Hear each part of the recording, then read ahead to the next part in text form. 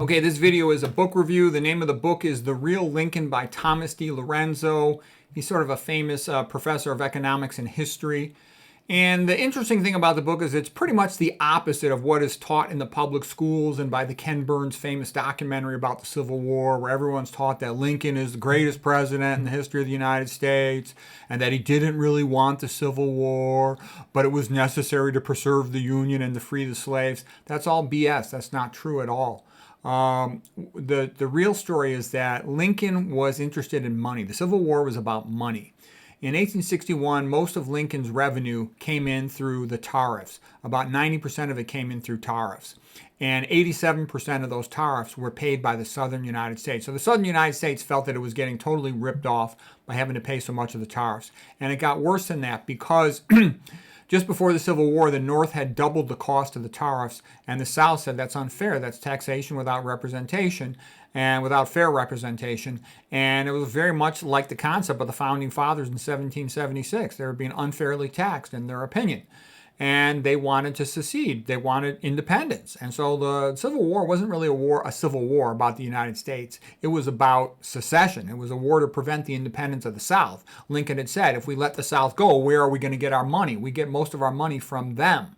Okay, Lincoln basically told the South, look, either you stay with us or I'll use the overwhelming numerical superiority and industrial superiority of the North to kill you, to crush you. And the reality is that the South never had a chance. I can't believe how stupid they were to fight the North. The North outnumbered them by more than 4-1. The North had tremendously more industrial capacity, and they didn't even really outnumber them by 4-1. It was more than that because the North had an ongoing flood of immigrants coming from Europe who was easy to, get them to fight as mercenaries against the South. So they really had, almost unlimited manpower in comparison with the South. Okay, and then a little bit of more reality about Lincoln. Lincoln was an atheist, okay? He wasn't like some religious guy like the early founding fathers were. Lincoln's main focus was on economic affairs. Lincoln was a member of a colonization society to deport the blacks. All of his life, including up until his dying day, he said that he strongly favored the deportation, they called it colonization, of the blacks out of the United States. He even sent hundreds of them to Haiti, and he was trying to send them all back to Africa to a place called Liberia. Okay, Lincoln said that the blacks were not and should not be equal to whites.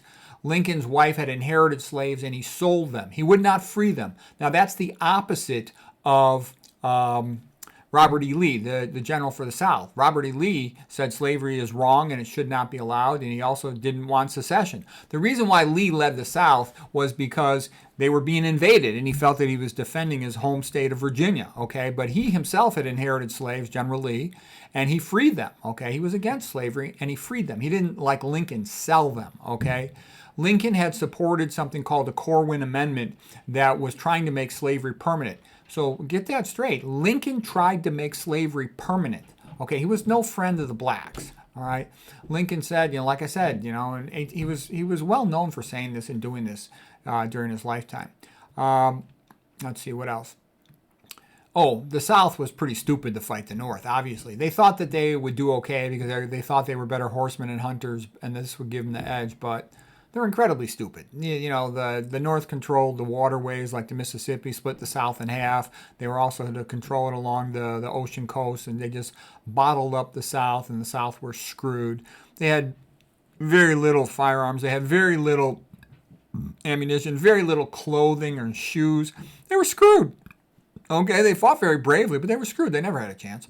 If you study it, it's quite remarkable. Lincoln, what else did he do? He suspended habeas corpus. Without a trial, he just imprisoned tens of thousands of people who did not want the Civil War. I mean, that's total tyranny. Tens of thousands of people, he just imprisoned them. He imprisoned the son of Francis Scott Key, the composer of the USA National Anthem, the Star-Spangled Banner. He did this war. He waged it without congressional approval. He violated the Constitution in that way. He also violated it in terms of the First Amendment. He censored over 300 newspapers. He was a total, the opposite of what the United States should represent. The Union in 1776 was voluntary. He now was making it mandatory. Those are the two big things he was doing. He wanted money, and he also wanted to get rid of states' rights, and that's what he essentially did. in a sense, the USA was changed from being sort of a decentralized, small family farmer type of model like the Jefferson and Jackson had wanted, Thomas Jefferson, Andrew Jackson, to more of the original idea of Alexander Hamilton, a Hamiltonian, federalist, centralized, Lincoln-esque model, which is basically an imitation of Britain. So it's like we had the 1776 to get away from Britain, and Hamilton and Lincoln and their ilk were forcing the USA to go back to a British model. And the Civil War really was big to get rid of states' rights. Okay, they just crushed the South, and that's why that movie. One of the things that's so great about it, they said the South wasn't just defeated; they were destroyed. And because the other thing I had seen when I was a kid growing up, people from the South loved the Southern generals and stuff. They had little statues of them, and they would talk about them. And I'm like, nobody in the North cared at all about Grant or Sherman. And I never quite understood that because I grew up going to the public school and heard all kinds of bad things about the South, all kinds of bad things about the Southern Confederates and all that.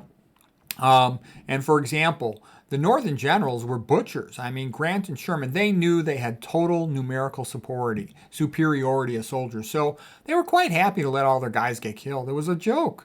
I mean, basically, if you have a face-to-face frontal assault between the North and the South, and both lost 10,000 men, that would be a big deal for the South. They couldn't replace those guys. But for the North, that was nothing. They'll just get a couple of European immigrants, replace them in 2 seconds. They could care less. Another thing that Lincoln did, like I said, he censored over 300 newspapers who didn't want the Civil War. He refused a prisoner exchange between, for example, the Rock Island prison in Illinois and Andersonville prison in the South, because he knew that this would favor the North. And so the South didn't have any food. The prisoners in Andersonville were starving. Many of them went on to die. Many of the prisoners at Rock Island went on to die as well. But he just figured, let them die, okay? The South will suffer more. You lose 10,000 men from the South, they're screwed. We lose 10,000 men, it's a joke. We can replace them very easily. So tons more people got killed than was necessary. All in all, the Civil War had the most USA casualties by far of any war ever in the history of the United States. And it's especially a big deal because the USA population was so small at that time.